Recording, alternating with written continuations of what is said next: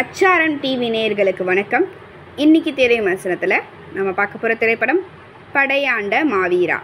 VK productions தயாரிப்பில் வா கௌதமன் இயக்கத்தில் வா கௌதமன், பூஜிதா, சமுத்திரகனி, மன்சூர் அலிகான், ஆடுகளம் நரேன், ரெடின் கிங்ஸ்லி, தமிழ் கௌதமன், சரண்யா பொன்வண்ணன், இளவரசு மற்றும் பலர் நடித்து வெளியாகியிருக்கும் படம்தான் படையாண்ட மாவீரா.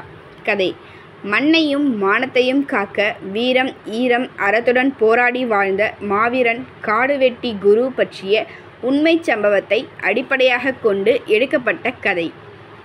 மக்களுக்கான பிரச்சனைகளையும் விவசாய நிலம் அழிந்து விடக்கூடாது, கார்ப்பரேட் கைக்கு போய்விடக்கூடாது என்பதற்காக தட்டி கேட்ட காடுவெட்டி குருவின் கதை. அரியலூர் மாவட்டத்தில் வாழ்ந்து வரும் வா கௌதமன் ஊருக்கு நல்லது செய்து வருகிறார். ஒரு நாள் காவல் நிலையத்தில் ஒரு பெண்ணுக்கு கொடுமை நடக்க அதை தட்டி கேட்க வா கௌதமன் சென்று காவல் நிலையத்தை அடித்து நொறுக்குகிறார். இதை அறிந்த மேலதிகாரிகள், அரசியல்வாதிகள் வா கௌதமனை வளரவிடக்கூடாது என்று திட்டம் போடுகிறார்கள். இறுதியில் அரசியல்வாதிகள் மற்றும் போலீஸ் அதிகாரிகளின் சூழ்ச்சியில் இருந்து தப்பித்து எப்படி மக்கள் பணி செய்தார் என்பதே படத்தின் மீதி கதை. வா கௌதமன் காடுவெட்டி குரு கதாபாத்திரத்தில் நடிப்பிலும் சண்டை காட்சிகளிலும் சிறப்பாக நடித்துள்ளார். தமிழ் கௌதமன் நடிப்பும் சண்டை காட்சியும் அருமை. நாயகியாக நடித்திருக்கும் பூஜிதா கொடுத்த கதாபாத்திரத்தை சிறப்பாக செய்துள்ளார். வா கௌதமன் அம்மாவாக சரண்யா பொன்வண்ணனும் அப்பாவாக சமுத்திரகனியும் சிறப்பாக நடித்திருக்கிறார்கள்.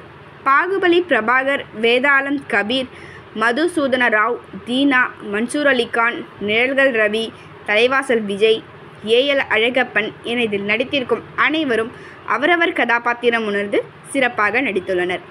வைரமுத்துவின் பாடல் வரிகளும் பாலமுரளிவர்மன் வசனம் அருமை. கோபி ஜெகதீஸ்வரன் ஒளிப்பதிவு படத்திற்கு பெரிய பலம்.